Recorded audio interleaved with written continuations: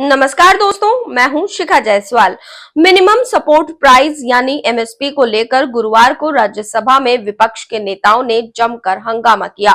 Samajwadi party के नेता रामजी लाल सुमन और कांग्रेस नेता सुरजेवाला ने केंद्र सरकार को घेरने की कोशिश की। विपक्ष के सभी आरोपों और सवालों पर केंद्र में कृषि मंत्री शिवराज सिंह चौहान ने जब इसका जवाब देना शुरू किया तो सबकी बोलती बंद हो गई।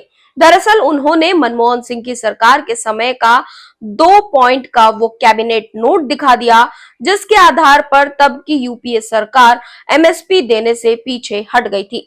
कृषि मंत्री ने यूपीए के वक्त के कैबिनेट नोट को दिखाते हुए विपक्ष को जमकर धोया और कहा कि वो सदन में घड़ियाली आंसू बहा रहे हैं। उन्होंने यूपीए और एनडीए सरकार के समय में एमएसपी खरीद के आंकड़े भी दिखाए।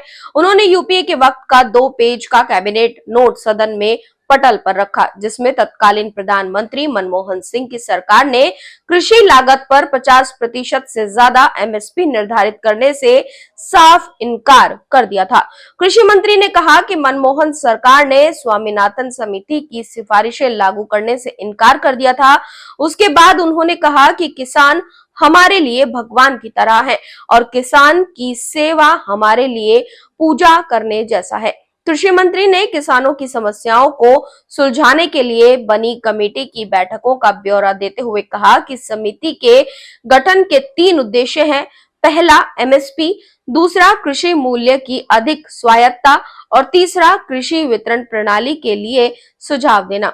शिवराज सिंह चौहान ने बताया कि अब तक समिति की 22 बैठकें हो चुकी हैं। उनकी जो भी सिफारिशें आएंगी उन पर विचार किया जाएगा। इस पर विपक्ष के नेता रामजी लाल सुमन ने शिवराज पर बातों को जलेबी की तरह गोल गोल घुमाने का आरोप लगाया और एमएसपी पर सीधा जवाब देने को कहा।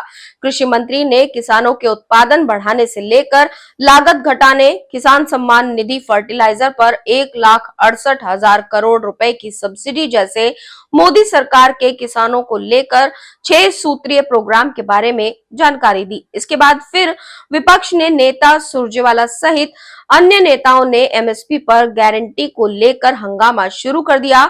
शिवराज सिंह चौहान ने जब सदन में जवाब दे रहे थे तो विपक्ष द्वारा लगातार किसान विरोधी मोदी सरकार के नारे लगाए गए। इस दौरान अन्य दलों के सांसद भी अपनी जगह पर खड़े हो गए और अपना विरोध दर्ज कराने लगे।